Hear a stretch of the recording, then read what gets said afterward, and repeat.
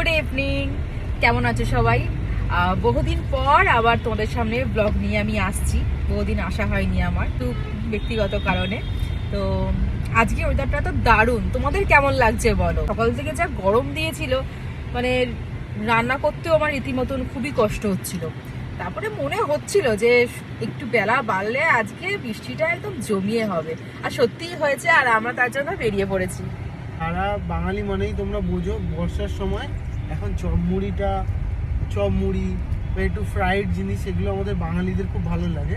তো তোমরা যারা বেরোতে পারছো না, বাড়িতে এগুলো ট্রাই করো, ভালো লাগবে। আবার রাতে জাগতে হবে, ওয়ার্ল্ড কাপ চলছে এখন, খেলাগুলো রাতের খেলাও দেখতে হবে। হ্যাঁ, এটা তোমার পছন্দটা তুমি বললে, এবার আমি আমার পছন্দটা বলি। আমার ভাল লাগে এরকম যেরকম যাচ্ছি এখন, তুমি নিয়ে বেরিয়েছো ঘুরতে, জানি না কোথায় যাচ্ছি, বাট যাচ্ছি।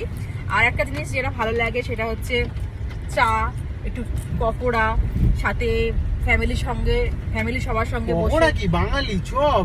আমার চপ পকোড়াও ভালো লাগে, চিকেন পকোড়া আর একটু ফ্যামিলির সঙ্গে বসে জমিয়ে আড্ডা। চলো তোমরাও এনজয় করো এই সময়টা, আমরাও এনজয় করি আমাদের মতন করে।